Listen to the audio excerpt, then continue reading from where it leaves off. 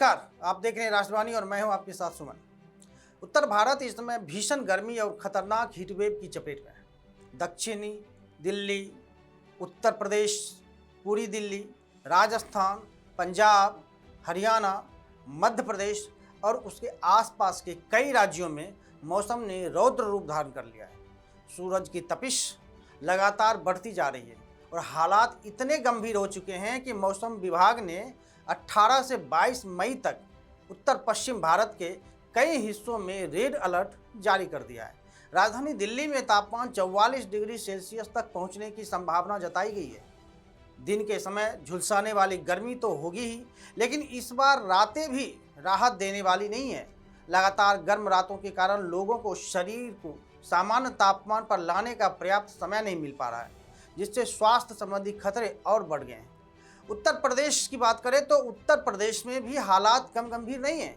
पूरे प्रदेश में गर्म हवाओं और लू का असर तेजी से बढ़ रहा है। मौसम विभाग ने 19 से 23 मई तक राज्य के अधिकांश हिस्सों में तापमान में और वृद्धि की चेतावनी दी है। कई जिलों में तेज लू चलने और दिन के समय अत्यधिक गर्मी का पूर्वानुमान है। स्थिति इतनी गंभीर है कि उसे देखते हुए मुख्यमंत्री योगी आदित्यनाथ ने प्रशासन को हाई अलर्ट पर रहने के निर्देश दे दिए। स्वास्थ्य विभाग, बिजली विभाग, जलापूर्ति एजेंसियों और जिला प्रशासन को विशेष तैयारियां सुनिश्चित करने को कहा गया है। सरकारी अस्पतालों में हीट स्ट्रोक और लू से प्रभावित मरीजों के इलाज के लिए पर्याप्त बेड, दवाइयां और मेडिकल स्टाफ की व्यवस्था करने के आदेश दिए गए। साथ ही बिजली और पेयजल की बात करें तो इसकी आपूर्ति में किसी भी प्रकार की बाधा न आए, इसके लिए भी कड़ी निगरानी रखी जा रही है। मौसम विशेषज्ञों के अनुसार इस बार गर्मी की तीव्र होने की सबसे बड़ी वजह हवा के पैटर्न में बदलाव है। पहले जहां नमी वाली हवाएं कुछ राहत देती थी, वहीं अब पाकिस्तान और राजस्थान की ओर से आने वाली गर्म और शुष्क हवाएं उत्तर भारत को झुलसा रही है। इन हवाओं की गति 20 से 30 किलोमीटर प्रति घंटा तक हो सकती है, जिससे गर्मी का प्रभाव और अधिक घातक हो रहा है।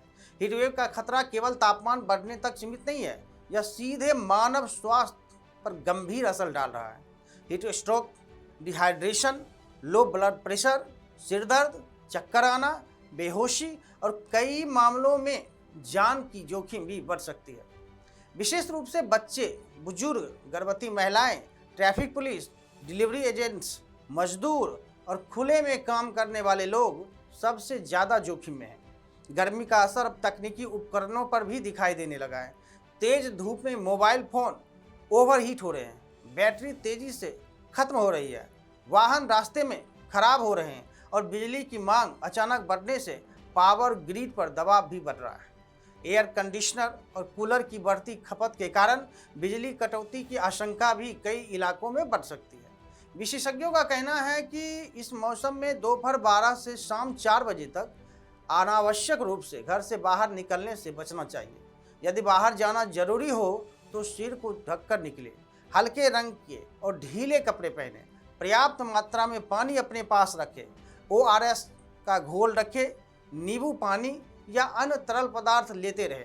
बच्चों और बुजुर्गों को विशेष रूप से डिहाइड्रेशन को हाइड्रेटेड रहना बेहद जरूरी है। इसके अलावा मोबाइल फ़ोन, पावर बैंक और इलेक्ट्रॉनिक्स उपकरणों को सीधी धूप से बचाना चाहिए। कार में फ़ोन या बैटरी उपकरण छोड़ना खतरनाक हो सकता है। यदि किसी व्यक्ति में अत्यधिक पसीना, चक्कर, सिर दर्द, उल्टी, तेज बुखार या फिर बेहोशी जैसे लक्षण दिखाई दे तो तुरंत चिकित्सकीय सहायता लेनी आवश्यक है। दिलचस्प और तक चिंताजनक बात दोनों यह है कि जहां उत्तर भारत भीषण गर्मी से झुलस रहा है, वहीं देश के पूर्वोत्तर और कुछ मध्य क्षेत्रों में भारी बारिश, आंधी और तूफान की चेतावनी जारी की गई है। यह मौसम के चरम बदलाव को दर्शाता है, जो आने वाले समय में जलवायु और स्थिरता की बड़ी चुनौती बन सकता है। वहीं विशेषज्ञ मानते हैं कि बढ़ती गर्मी केवल मौसम बदलाव नहीं बल्कि दीर्घकालिक जलवायु परिवर्तन का संकेत भी हो सकती है। लगातार बढ़ते तापमान, शहरीकरण, हरित क्षेत्रों में कमी और पर्यावरणीय असंतुलन ने गर्मी को तीव्रता को और बढ़ा दिया है।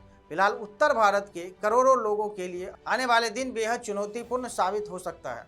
ऐसे में सरकार, प्रशासन और आम जनता सभी को सतर्क रहने की आवश्यकता है। गर्मी इस बार केवल असुविधा नहीं बल्कि गंभीर स्वास्थ्य समस्या और जीवन सुरक्षा का मुद्दा बन चुकी है। इसलिए सावधानी ही सबसे बड़ा बचाव है। इस पूरे मामले पर आपकी क्या राय है, हमें कमेंट करके जरूर बताएं। देश और दुनिया की तमाम बड़ी खबरों को देखते रहिए राष्ट्रवाणी पर। तब तक के लिए धन्यवाद।